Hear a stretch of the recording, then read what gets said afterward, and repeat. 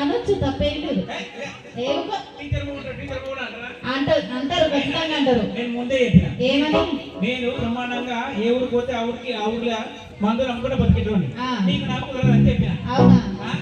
నీవే న్యాయపడి తోక పట్టుకొని వచ్చాడు. ఎట్లా ఎందుకు వచ్చిన తెలుసా? నువ్వు పెట్టిన మందు పవర్ ఉన్నది కాబట్టి వచ్చిన. మందు పవర్ ఇంకేం పవర్ నాకేం తెలుసు కానీ పెళ్ళినప్పుడైతే నువ్వు చెప్పినట్టు ఇంటా అన్నది. ఇప్పుడు పట్టుకొని నన్నే పట్టుకొని తోక ఊపినాడు. నేను అడిగిన తెచ్చి పెడితే నేను ఎందుకు ఊపుతా చెప్పు? ఏం తెచ్చి పెట్టలేదు. ఏం పెట్టినా చెప్పు. ఇగో మీరు ఎట్లా వీళ్ళందరికంటే ఇచ్చినే బాగుంది తెలుసా? అవునా? సిగ్గులేదు కొంచెం కూడా. ఇది మా అన్న వాళ్ళు పెట్టింది. మీ అందరి మా అందరు ఏమో సీరియల్ లెక్క ఉన్నాయి, నేనేమో సినిమా లెక్క ఉంది. రాయి రాయి ఏదైనా సరే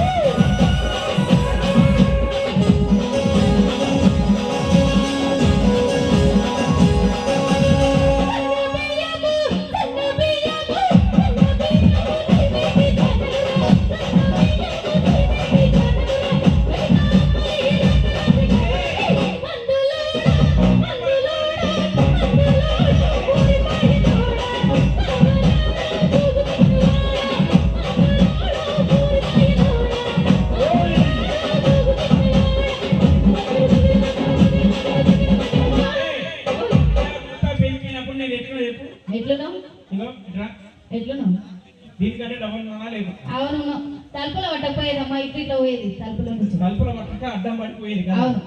ఇప్పుడు ఇట్లయినా సన్న బియ్యం తిన్నాను. కర్నూలు సోనా అని చెప్పి కర్నూలు సోనా అలవాటు చేసింది.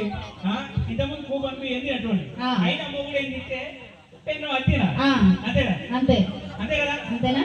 మొగుడు ఎవరుంటే ఆడుండాలి. ఆడుండాలి. ఏం తాగితే అది తాగాలి. ఏడు పోతే అక్కడ రావాలి. అంతేగా? అంతే అంతేగా? అంతే అంతే. నువ్వే అన్నావు కదా ఏడుంటే ఆడుండాలి, ఏం తింటే అది తినాలి. నువ్వు అన్న మాటనే నేను చెప్తా. ఇది మా అక్కలందరికి. అక్క మొగుడు సాయంత్రం అయితే అన్నం తింటాడు, మనం తినాలి. 10 ప్లేట్లు అన్నం తినాలి. 10 ప్లేట్లు పట్టవులే కానీ ఒక ప్లేట్ తినేదే కష్టం. కానీ సాయంత్రం అయితే ఇంత కోటలు తెచ్చుకొని తాగుతాడు, మనం తాగాలి. ఓయ్ మొగుడు ఏం చెప్తే అంటే కోటలు పట్టుకుంటే నువ్వే అన్నావు కదా బట్ట జాడలో భార్య నడవాలని. కోటలు పట్టుకొని నడితే బాగుండదు. ఎందుకు? ఏమైతుంది? ఆడవాళ్ళ కోటలు పట్టుకొని నడితే మొగోళ్ళు మ్యాటర్ అంతా ఉట్టుపట్టు అవుతుంది కదా. ఏదేమైనా సరే నేను ఏం చెప్తే అది వినాలి. అయినా సరే మాట మాట